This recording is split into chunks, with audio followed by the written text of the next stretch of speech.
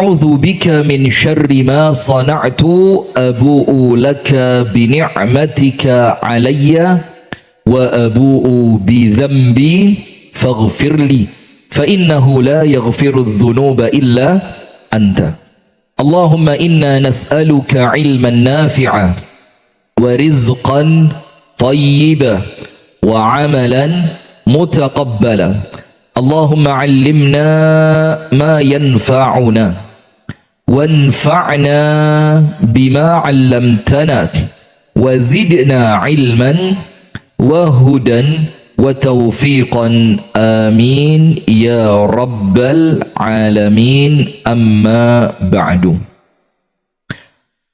Hadirin sekalian, ibu-ibu dan bapak-bapak, teman-teman serta adik-adik sekalian, jamaah Masjid Nur Salihin, alhamdulillah kita bersyukur kepada Allah. Dan salah satu yang paling kita syukuri saat ini adalah Allah memberikan kepada kita kesempatan dan kemauan untuk tetap istiqomah dalam talabul ilmi, di dalam menuntut ilmu. Karena selama seorang muslim itu masih mau belajar, maka kebaikan masih ada dalam dirinya. Selama dia masih merasa butuh untuk duduk di majelis ilmu, maka artinya rahmat Allah masih terus membersamainya. Selama seorang muslim terus merasa haus untuk dipuaskan dirinya dengan ilmu-ilmu syariat, itu cirinya dia masih berada di dalam ruang lingkup cinta dari Allah Ta'ala. Maka kita bersyukur kepada Allah. Ada yang muda, ada yang sudah sepuh, ada yang laki-laki, perempuan, bahkan ada yang anak-anak. Maka di setiap majelis berulang kali saya ingatkan, jangan segan bawa anak kecil. Maka kalau majelis semacam ini banyak anak kecil, harus saling memahami. Takmir yo ojo kereng kenemenen, orang tua jangan los keterlaluan. Faham enggak? Jadi orang tua juga punya kewajiban untuk apa? Ngontrol anaknya. Takmir pun juga punya hak untuk mengingatkan. Daripada diingatkan orang lain, orang tuanya mangkel, karuan diingatkan sendiri, karena itu anak panjenengan. Faham boten? Kalau yang rame suaminya, oh istri, biasanya begitu. Istri yang rame, suami yang mengingatkan. Wis, tendensius ini. Salawat beriring salam semoga tercurahkan kepada suri tauladan kita bersama, kekasih kita bersama, Nabi besar, Nabi agung, An-Nabi Muhammad sallallahu alaihi wasallam, beserta seluruh keluarganya, beserta seluruh istrinya, beserta seluruh sahabatnya, dan termasuk bersambung salawat dan salam itu untuk kita semua sebagai umatnya yang tidak pernah lelah meniti jalannya. Saya awali kajian ini dengan satu kalimah hikmah dari Asy-Syaikh Nasiruddin Al-Albani rahimahullahu ta'ala rahmatan wasi'ah. Ada satu kalimat yang perlu kita tulis dengan tinta emas. Kita tulis di buku-buku pelajaran kita, kita masukkan ke dalam pikiran dan hati kita, supaya kita tidak sempat bosen untuk ibadah. Tidak sempat bosen. Namanya manusia kan ya ada titik jenuhnya. Namanya dalam Islam itu futur. Futur itu biasa. Futur itu artinya keadaan yang menurun setelah sebelumnya begitu kuat. Itu namanya apa? Futur, menurun, biasa. Tapi kalau futur itu dibiarkan berlanjut, maka nanti mompa imannya untuk kembali seperti semula itu berat. Maka ketika futur itu dilawan. Maka begini, Asy-Syaikh Nasiruddin Al-Albani mengatakan, At-tariqu ilallahi tawil. Jalan untuk kita menuju Allah itu panjang sekali. Jalannya panjang. At-tariqu ilallahi tawil.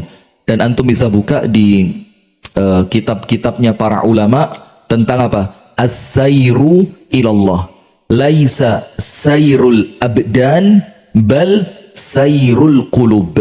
Orang kalau berjalan menuju Allah, itu yang bergerak pada hakikatnya bukan fisiknya, tapi pergerakan itu ada di dalam hatinya. Nah, maka Syekh Nasiruddin Al-Albani mengatakan jalan menuju kepada Allah itu jalannya panjang.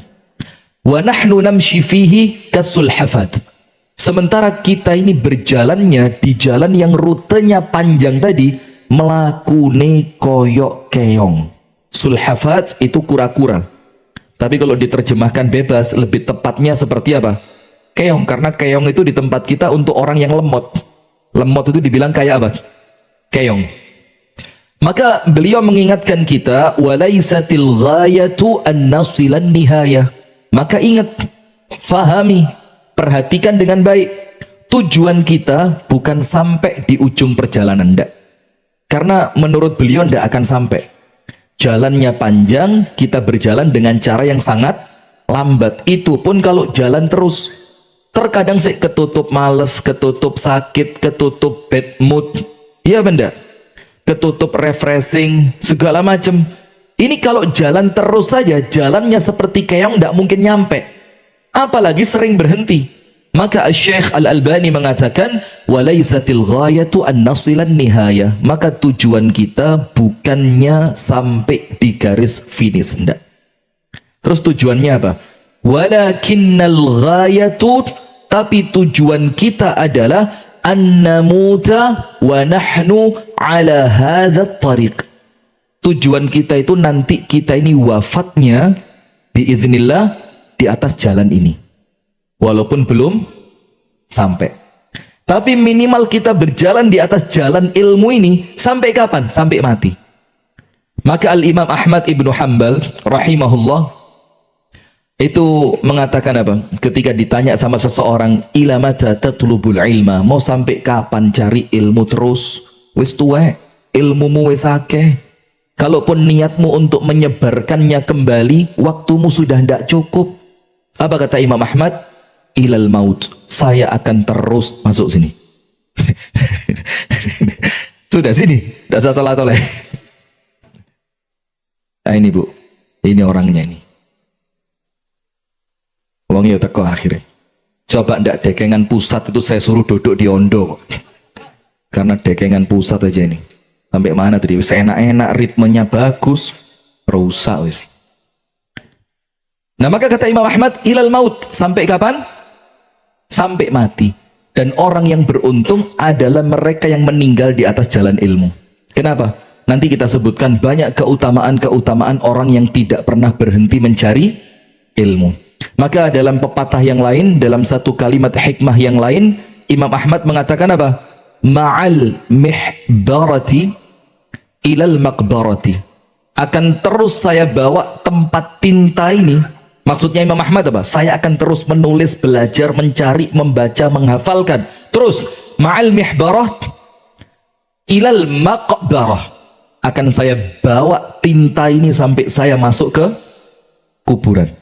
Nah, maka dengan itu Syekh Nasiruddin Al-Albani rahimahullahu ta'ala itu mengingatkan kita. Maka tujuan kita ini bu, bukan kita sampai di garis finish. Ndak sampai. Dalane dawa mlakune koyok keong, tapi kita berharap kita nanti meninggal di atas jalan ini. Wala tamutunna illa wa antum muslimun. Hadirin sekalian, kilauan cahaya ilmu yang kita maksudkan di sini adalah pembuka kajian Masjid Nur Sholihin dalam rangka supaya kita ini mendapatkan semangat yang tidak putus untuk mencari ilmu. Tetap semangat, tetap membara, ya membara pokok genit tok emotikone wis pokoknya ya. Terus tetap tidak pernah jenuh walaupun terkadang ilmu yang disampaikan itu terulang, tapi semangatnya itu tidak boleh padam. Yang pertama, antum fahami satu hadis dari Nabi sallallahu alaihi wasallam. Yang hadis ini singkat tapi maknanya tidak pernah hilang untuk menjadi obor penyemangat kita dalam mencari ilmu.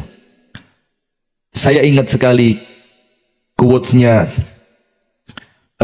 Kiai Haji Abdullah Said rahimahullah, pendiri Hidayatullah. Itu beliau gambar kapal gitu, kapal kemudian berlayar di laut, di sampingnya ada gambar ombaknya tinggi. Terus beliau bilang apa? Senantiasa perbaiki kapalmu, dicek terus ada keretakan atau tidak, dan pastikan bahan bakar untuk menyalakan generatormu tidak pernah habis, karena perjalanan ini masih panjang dan ombaknya begitu berat. Wih, itu kalimat singkat beliau tulis tangan, kemudian ada gambar perahunya, tapi itu menjadi apa? Penyemangat yang luar biasa. Jadi menurut beliau, dicek terus perahu ini, perbaiki terus ada retaknya apa tidak, dan kamu kontrol bahan bakarnya masih cukup atau sudah hampir habis. Kenapa? Karena jalan kita masih panjang sementara ombaknya begitu besar. Artinya fitnah-fitnahnya itu begitu besar. Nah, maka apa? Kapal selat Hormuz ngawur mana? Baik, astagfirullah. Saya ki setelan serius sih. Maling ngopi rusak. Sudah. Maka begini, satu hadis sebagai pembuka. Hadisnya singkat dan saya yakin panjenengan sampun hafal. Minimal kalaupun belum hafal, panjenengan sudah akrab dengan hadis ini. Hadisnya berbunyi, man yuridillahu bihi khairan yufaqihhu fiddin. Orang yang Allah menghendaki kebaikan untuknya, untuk orang itu, untuk man tadi, maka Allah akan menjadikan orang tersebut faqih di dalam urusan agama. Faqih itu ngerti, faham, dan mampu mengamalkan. Itu orang yang oleh Allah diinginkan kebaikan untuknya. Sementara kalau kita itu ngerti, faham agama itu tidak mungkin muncul seperti surat Al-Kahfi, wa atainahu min ladunna ilma, ilmu laduni yang Allah berikan kepada siapa? Sayyiduna Khadir. Nanti kita sampaikan juga. Kalau untuk orang model kita, Pak, jauh dari itu, Pak. Jauh. Karena ilmu yang Allah berikan itu khusus untuk orang-orang bertakwa. Wattaqullah wa yu'allimukumullah. Bertakwalah kepada Allah, maka Allah ajarkan ilmu kepadamu. Khadir, takwanya luar biasa, ibadahnya luar biasa, istiqomahnya luar biasa. Orang yang dipilih oleh Allah. Maka Allah mengatakan dalam Al-Kahfi, wa atainahu min ladunna ilma. Kami berikan untuknya ilmu dari sisi kami. Maka disebut ilmunya ilmu apa? Laduni. Sampai kalau kita tidak percaya, Syekhul Islam Ibnu Taimiyah itu menjelaskan mengenai ilmu laduni tadi. Ilmu yang didapatkan dengan tiba-tiba, moro-moro dapat ilham. Saya tanya sama antum sekarang, kalau tidak ada ilmu laduni itu, yang pertama menemukan minyak bumi itu siapa?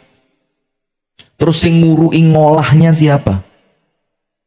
Terus yang ngajari sampai kemudian ada yang jadi solar, ada yang jadi bensin, ada yang jadi plastik, itu yang ngajari siapa pertama kalinya kalau bukan Allah? Terus Allah mengajarkannya lewat apa kalau bukan laduni? Tiba-tiba muncul ilham, ini Abu Shanum ini berangkat ke Blitar, ada tempat pengolahan plastik menjadi solar, bisa bensin juga, tapi masuk pak, monggo pinarat.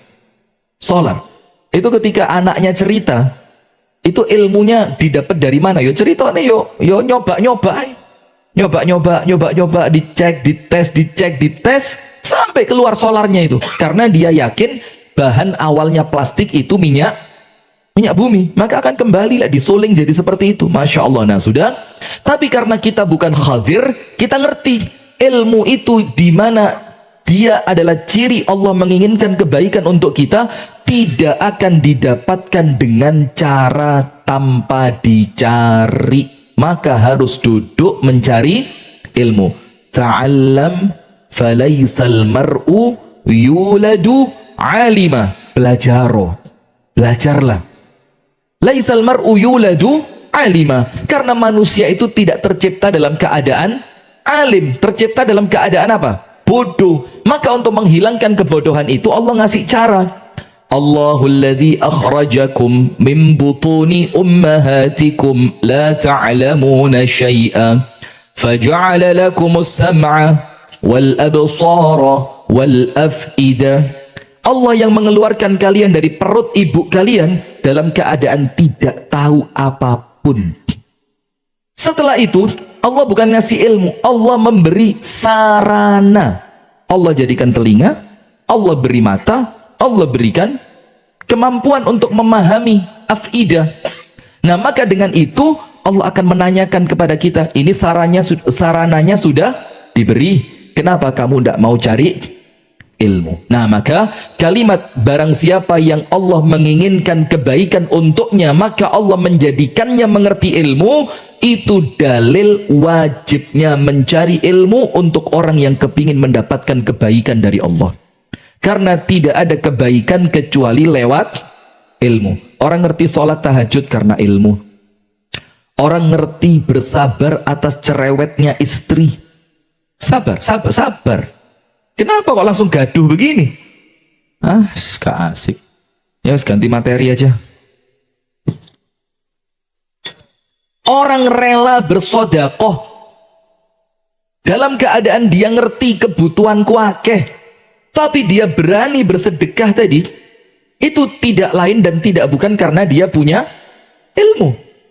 Seorang petani nandur pari mulai wene sampai panen telungulan, bahasa Inggris, sampai panen telungulan, kalau ndak punya ilmu, di minggu kedua dibabat. Lalapo nandur suket.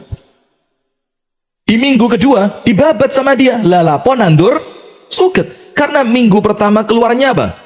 Daun semodel rumput. Pekan kedua rumput. Pekan ketiga rumput.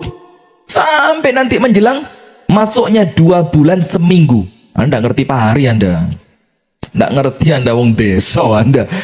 Ganti dinya saya ngomong kotau Anda. Ini wong desa. Jadi kita balik sekarang, timbangannya itu kita balik. Kutho itu malah ketok elek gitu loh. Ngompong kutho iki wong desa. Nah, ketika mulai muncul 2 bulan 1 minggu, mulai muncul bulir kecil. Tapi warnanya masih hijau. Kalau dari awal dia tidak ngerti ilmu, itu dibabat sama dia. Apa yang menjadikan petani kok sabar nunggu sampai 3 bulan? Karena dia punya ilmu. Nah, maka itulah Allah Ta'ala mengajak kita untuk mencari ilmu. Maka apabila Allah menginginkan kebaikan untuk seorang manusia, Allah menjadikannya faham dalam ilmu agama. Nah, sekarang lihat, al-iradatu iradatani. Keinginan itu ada 2. Nomor 1, iradatullahi. Nomor 1, keinginannya Allah. La budda an tatahaqqaq. Kalau keinginan itu adalah keinginannya Allah, pasti terwujud. Pasti terwujud. Kenapa begitu? Idza arada syai'an ayyaqula lahu kun fayakun. Ilmunya Allah kun fayakun. Itu iradah yang pertama, keinginannya Allah. Nomor 2, iradatul insani, keinginannya manusia. Ini boleh jadi terwujud dan tidak jarang tidak terwujud. Nah, sekarang lihat, untuk orang yang berilmu, kebaikan itu untuknya, untuk orang berilmu tadi, keinginannya orang tersebut atau keinginannya Allah? Keinginannya siapa? Barang siapa yang Allah inginkan kebaikan untuknya, berarti keinginannya dia atau keinginannya Allah? Keinginannya Allah. Maka kebaikan untuk orang berilmu pasti terwujud. Imma fid dunia wa imma fil akhirah. Dunia atau akhirat. Pasti terwujud. Nah, maka dengan itu, kalau ingin meraih kebaikan yang tidak mungkin gagal, jalannya cuma satu. Kebaikan itu Allah datangkan lewat ilmu. Man yuridillahu bihi khairan yufaqihu fid din. Asy-Syaikh Abdul Aziz Ibnu Baz rahimahullahu ta'ala mengatakan, ketika beliau menafsirkan hadis ini, beliau mengatakan, wa mafhumul mukhalafati, maka cara berpikir secara terbaliknya, kalau orang Allah kepingin dia baik diberi ilmu, maka kalau ada orang yang Allah tidak kepingin dia baik, dijauhkan dari ilmu. Dijauhkan dari ilmu. Apa artinya? 3. Nomor 1, tidak mau mencari ilmu dan duduk di majelis ilmu. Nomor 1. Jadi kalau sudah mulai muncul kemalasan untuk datang ke majelis ilmu, ingat toh hadis ini. Jangan-jangan Allah sedang tidak menginginkan saya berada di dalam kebaikan. Dilawan. Nomor 2, tidak didekatkan dengan ahli ilmu. Tidak didekatkan dengan ahli ilmu. Wes gak gelem golek ilmu, gak gelem nyedek kepada para ulama. Yang ketiga, tidak mampu mengamalkan ilmu. Itu ciri orang yang oleh Allah tidak diinginkan kebaikan untuknya. Dan kebaikan yang Allah maksud itu tidak mesti orangnya kudu sugih ya. Boleh jadi orang yang tidak berilmu itu di dunia kaya raya. Boleh jadi orang yang tidak berilmu tersebut boleh jadi ulang tahunnya di Paris. Boleh jadi. Pokoknya ada. Bisa jadi.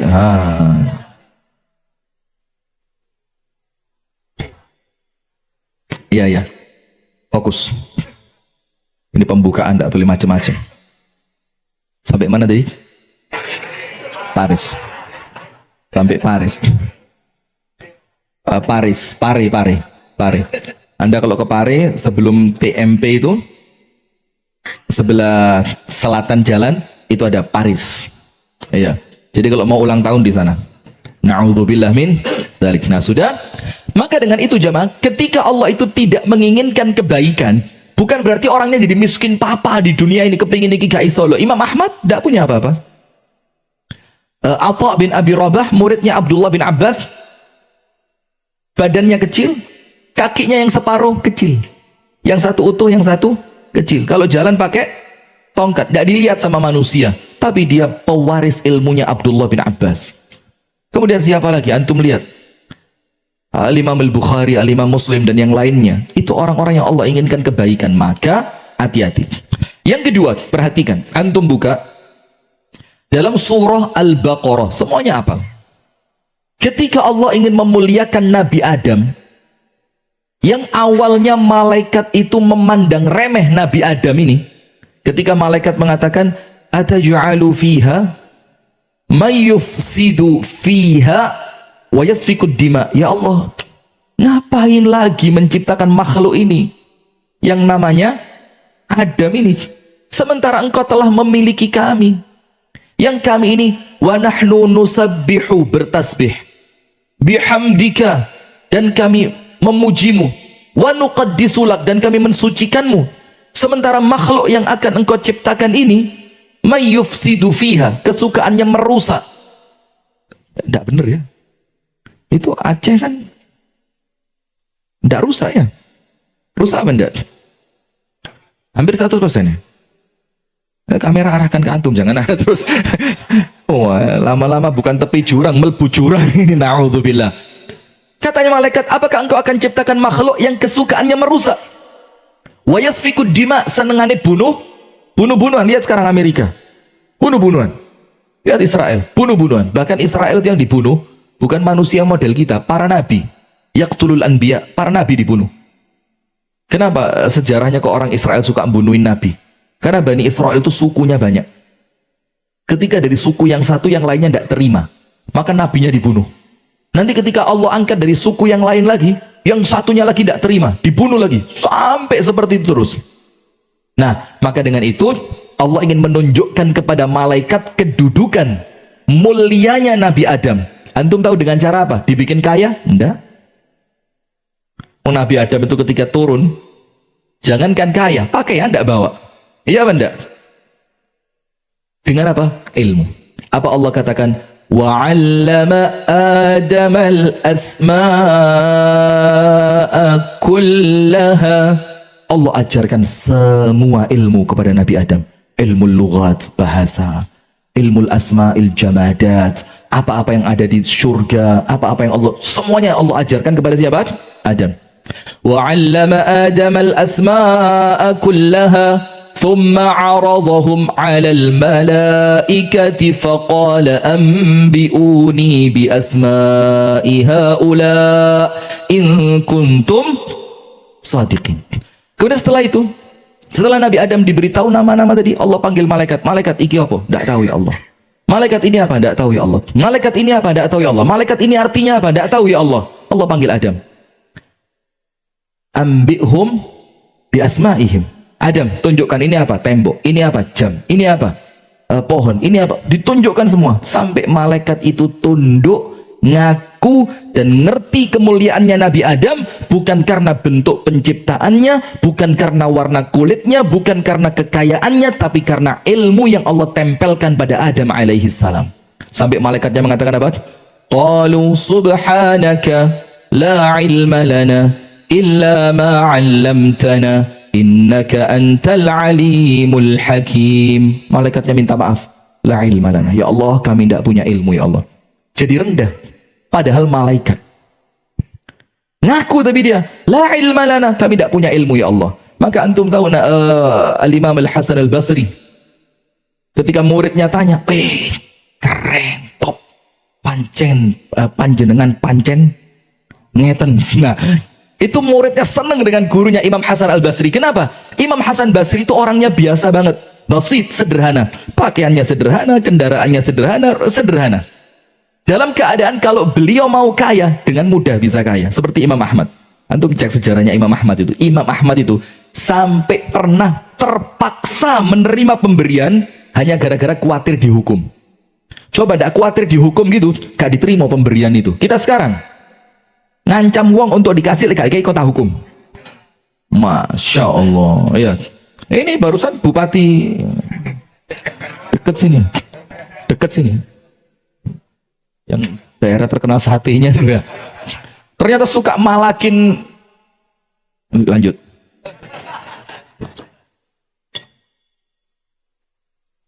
Tambah ngopi, tambah panas.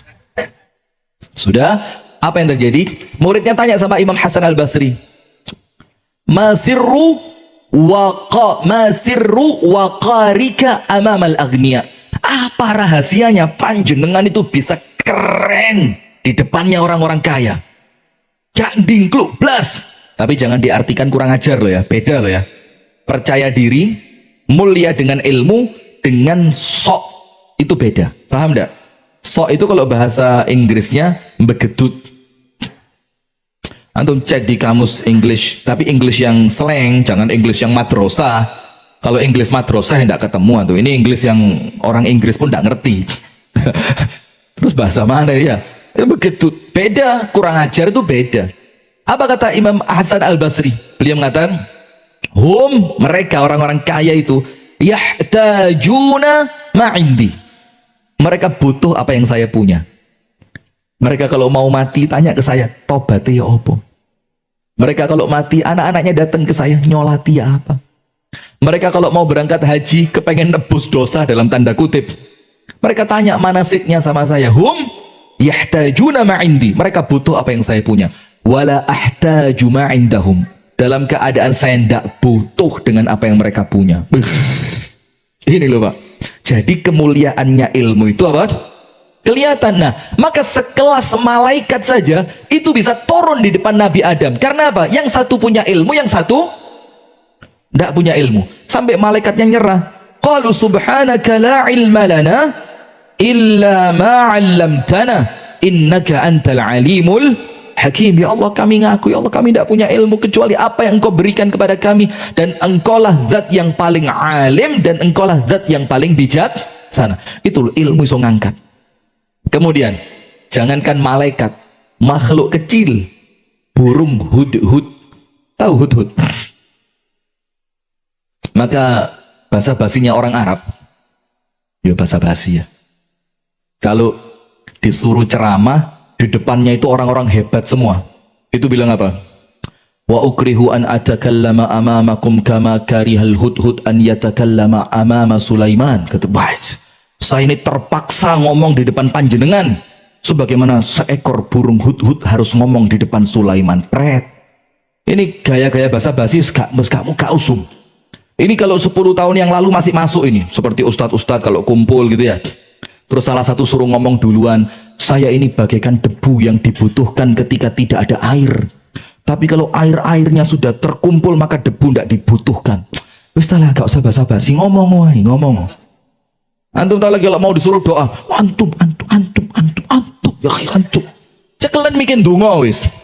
Kesuwan setengah jam suruh-surungan mik donga, antum. Donga sekarang karena tawadhu itu bukan tasannu'. Tasannu' itu apa? Digai-gai. Tawadhu itu opo anane, memang hatinya tunduk di depan manusia yang lainnya, tidak merasa lebih hebat. Itu sekarang tawadhu'nya itu apa? Tawadhu' untuk irtifa. Tawadhu' cek ketok keren.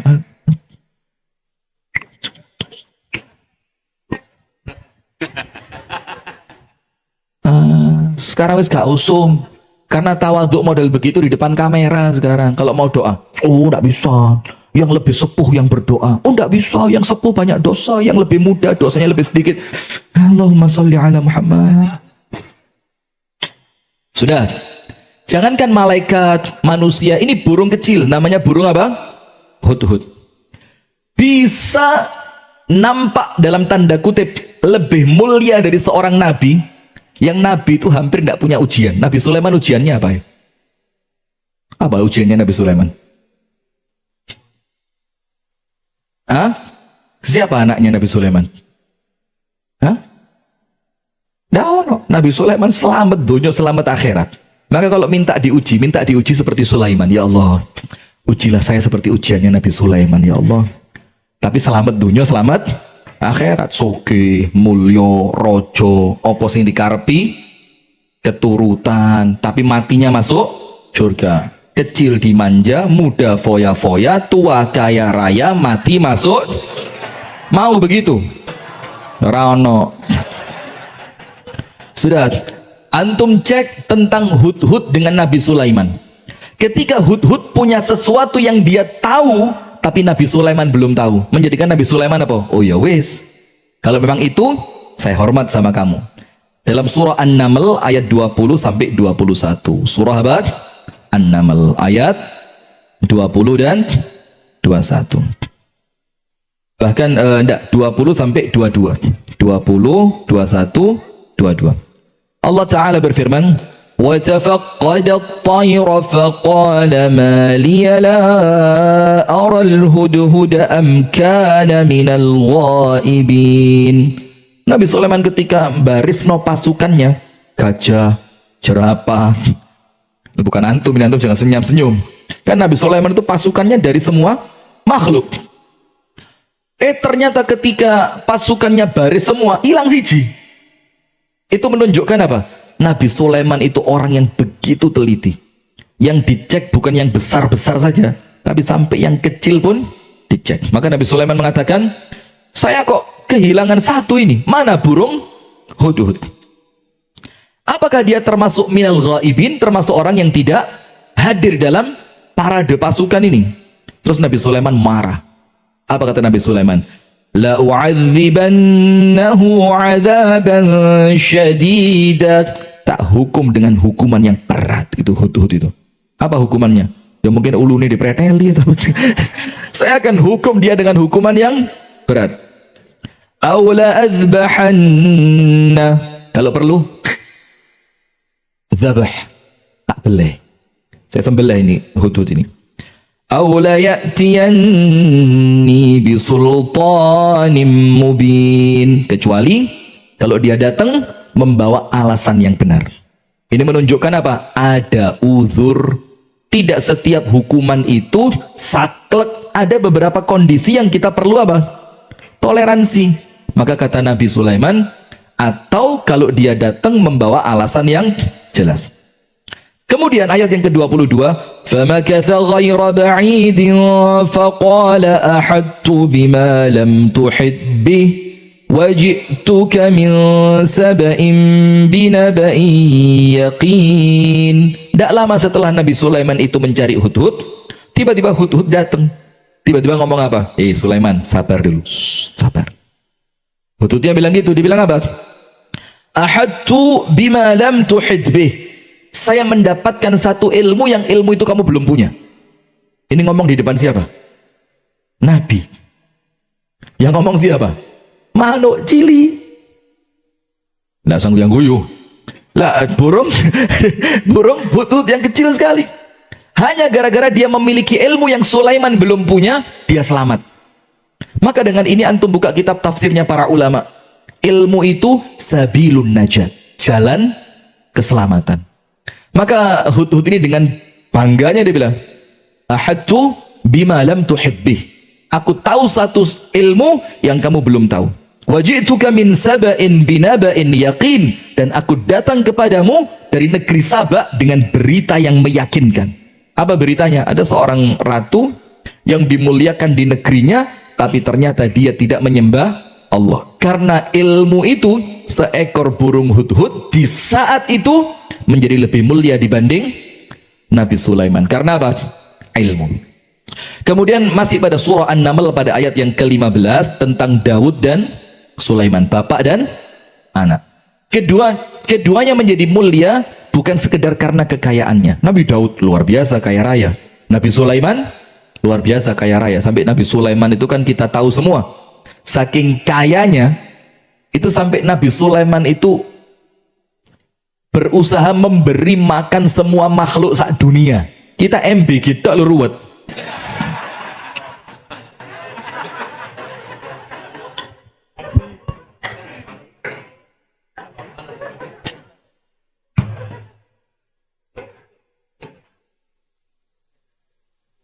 Tit gitu enggak? Ada ya tit. Oh barusan ya. Nabi Sulaiman Masya Allah sak dunia mau dikasih makan. Saking merasa apa? Kayanya. Lah itu subhanallah itu sak dunia. Dan yang dikasih makan apa? Binatang. Antum tahu gajah sekali makan berapa kilo? Lah ini mek sak kotak cilik. Rego 15.000 ruwet keracunan nabrak. Berapa? Kamera. Berapa ribu mas? Berapa ribu mas? Jangan sembunyi. Berapa ribu? Ini orangnya ini yang ngomong. 8.000. Ini namanya Rio, rumahnya di sana loh, keras. Kalau perlu nanti saya kasih infonya. Nomor sudah, ini Nabi Sulaiman subhanallah saking kayanya. Tapi ketika Allah menceritakan kemuliaan Nabi Daud dan Nabi Sulaiman, Allah tidak mengatakan tentang hartanya. Apa Allah katakan yang menjadikan mereka mulia? Allah berfirman, "Wa laqad atayna Dawud wa Sulaimana ilma." Apa? Ilma. Dan sungguh kami telah memberikan kepada Dawud dan Sulaiman ilmu. Wa qala alhamdulillahilladzi faddalana ala katsirin min ibadihil mu'minin. Kemudian mereka berdua, Daud dan Sulaiman, mengatakan apa? Alhamdulillah, segala puji bagi Allah yang telah memuliakan kita, Daud dan Sulaiman, ala kathirin, dibandingkan banyaknya, min ibadihi, hamba-hamba Allah yang beriman. Berarti iman tanpa ilmu tidak menjadi mulia. Maka antum lihat, yarfa'illahu alladhina amanu walladhina yarfa'illahu alladhina amanu minkum walladhina utul ilma darajat. Bergabung antara iman dan ilmu baru meningkat. Maka dalam surat An-Naml 15 ketika Allah menceritakan kemuliaannya Daud dan Sulaiman, yang Allah ceritakan apanya? Ilmunya. Yang Allah ceritakan adalah ilmunya. Kemudian antum perhatikan surat Al-Baqarah 234. Bagaimana ilmu itu menjadikan seseorang berkilau. Tapi berkilau itu ya bukan glowing, gak harus glowing ya. Banyak sekarang komen-komen di YouTube, di TikTok, Instagram, wajah tidak mencerminkan ulama, kukulen, wajahnya kusem, wajahnya ya tidak dilihat dari situ. Antum tahu ketika Sulaiman bin Abdul Malik bin Marwan itu ngangkat Atha bin Abi Rabah jadi ulama, itu tidak ada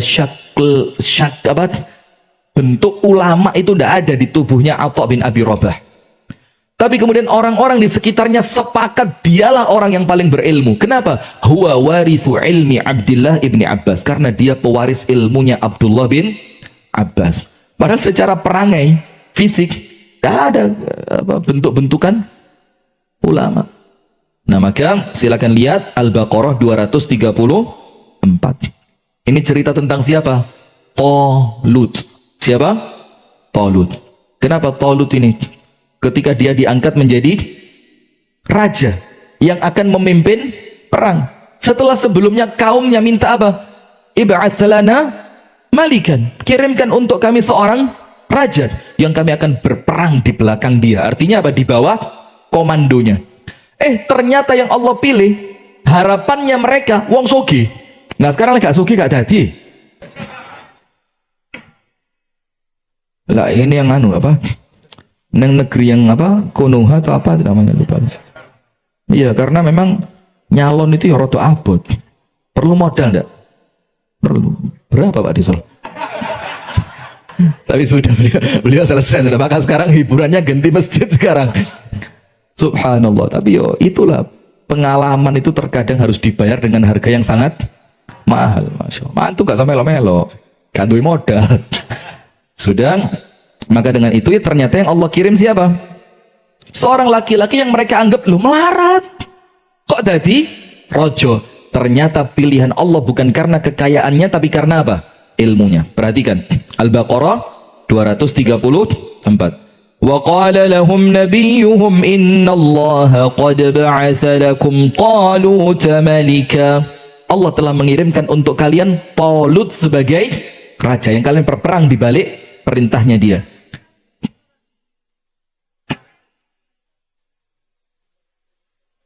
Dua empat tujuh ya. Naam. Di sini 247. Saya tulis 234. Barakallahu fiik. Al-Baqarah berapa? 247. Ini murid yang baik ini, luar biasa. Saya ngetes tadi. Ngetes. Saya lihat Anda itu bawa Quran enggak itu. Emang lanang gak harus bawa Quran. Manut kok. Antum tahu tapi diem kok antum. Kalah sama ibu-ibu. Jadi cara ngelesnya begitu. Astagfirullah ya. 247. Nabi mereka mengatakan kepada mereka, Allah telah mengirim kepada kalian seorang raja bernama siapa? Talut. Apa jawaban mereka? Qalu anna yakunu lahul mulku alaina. Loh, kok bisa orang ini yang jadi? Loh, kok dia yang tadi? Kenapa harus dia? Wa nahnu ahaqqu bil mulki minhu. Dan kami lebih berhak dibandingkan dia. Antum lihat, kenapa mereka merasa lebih berhak? Karena mereka merasa kekayaan itulah yang menjadikan seseorang pantas jadi pemimpin. Maka Pak Jokowi, Masya Allah, ketika Pak Jokowi merasa, saya ini bukan siapa-siapa, saya ini orang kampung. Oh, itu luar biasa Pak Jokowi ini, top. Ketika kemarin Pak JK ngomong, itu termol-termol itu harus tahu, Jokowi itu jadi presiden karena saya, wih Pak Jokowi tawadhu, calon surga ini orang, Masya Allah. Dia bilang, loh antum dikira saya bercanda? Ngawur, sudah daripada masalah. Insya Allah komisaris. Saya kalau jadi komisaris itu milih Pertamina saya. Insya Allah. Amin. Kalau saya jadi komisaris Pertamina, antum tak kei bensin gratis mungkin. Ya, gratis. Khusus jamaah ngaji gratis. Setiap datang 10 liter. Mumpung harga gak curiga tidak boleh. Ya baik ya, 10 liter. Astagfirullah. Sudah. Apa yang menjadikan mereka merasa berhak untuk menjadi pemimpin? Karena mereka merasa dirinya apa? Kaya. Nah, di sini antum buka tafsirnya. Ini ujiannya orang kaya. Kadang-kadang wong sugih ngono angel tuturane. Karena merasa apa? Aku wes sugih. Sugih itu mereka anggap suatu keberhasilan. Iya, berhasil untuk mengumpulkan uang. Tapi belum tentu kekayaan itu yang Anda berhasil kumpulkan menjadikan Anda berhasil dalam semuanya. Belum tentu. Faham betul? Nah, maka mereka mengatakan, nahnu ahaqqu bil mulki minhu wa lam yu'ta sa'atan minal mal. Karena dia orang miskin. Talut itu apa? Melarat. Talut itu apa? Melarat. Tapi lihat jawabannya Allah. Qala innallaha astafahu alaikum. Allah sudah milih dia untuk kalian. Kenapa Allah milih dia? Wa zadahu bastatan fil ilmi wal jism. Karena Allah memberikan kepadanya kelebihan dari sisi ilmu dan fisik. Wallahu yu'ti mulkahu man yasha wallahu wasi'un alim. Terserah Allah mau ngasih kekuasaan itu kepada siapapun, tapi intinya di sini kemuliaan yang Allah catatkan ada pada diri seorang Talut itu kemuliaan karena ilmu. Terakhir antum buka suratul Kahf ayat 65-66. Surat apa? Al-Kahfi 65 dan 66. Ayo salaman lagi. Walat antum nyalahno saya lagi. 65 dan 66. Begini. Ketika Nabi Musa ceramah dalam tanda kutip di depan Bani Israel. Salah seorang jamaahnya tanya, man a'lamun nas fil ardi, sopo menungso di dunya iki sing paling pinter? Apa jawabannya Nabi Musa? Ana. Dia rotok guyang-guyu di ana. Kalau kita ini, siapa manusia paling pinter sak dunya? Nabi Musa bilang, saya. Fa'atabahu Allah ala annahu lam yuradda al-ilma ilallah. Maka Allah sedikit mencelanya dalam tanda kutip ya, karena kalimat mencela itu tidak cocok buat Nabi. Karena apa? Karena dia tidak mengembalikan ilmu itu kepada siapa? Allah. Maka apa yang terjadi? Allah katakan, ndak Musa, ada satu orang di dunia lebih berilmu dibanding kamu. Kaget Nabi Musa. Sampai Khadir itu yang diceritakan dalam Al-Kahfi ini, itu kan para ulama berselisih, apakah dia seorang nabi ataukah dia orang soleh yang oleh Allah diberi karunia ilmu. Dan saya pribadi condong pada pendapat yang Khadir itu bukan nabi. Yang Khadir itu bukan nabi. Tujuannya apa?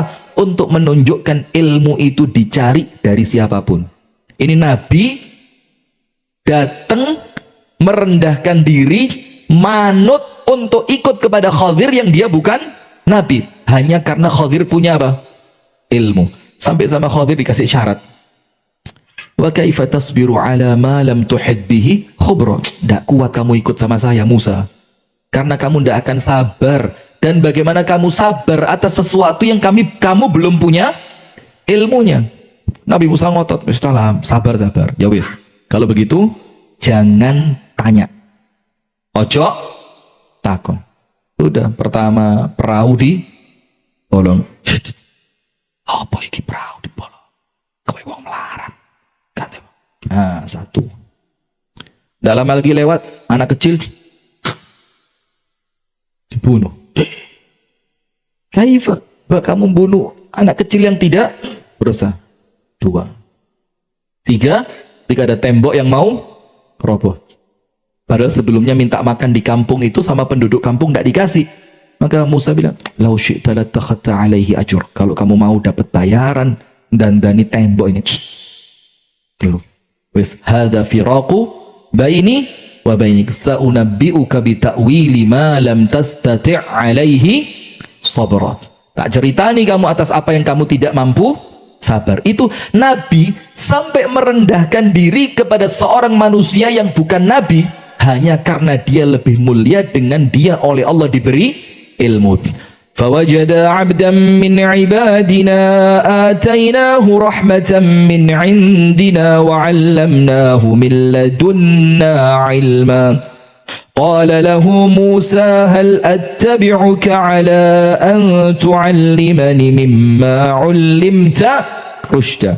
Boleh ndak saya ikut sama panjenengan supaya saya belajar sesuatu yang panjenengan tahu tapi saya belum tahu. Nah, itu jamaah sedikit kita sampaikan mengenai ilmu itu menjadikan seseorang itu mulia.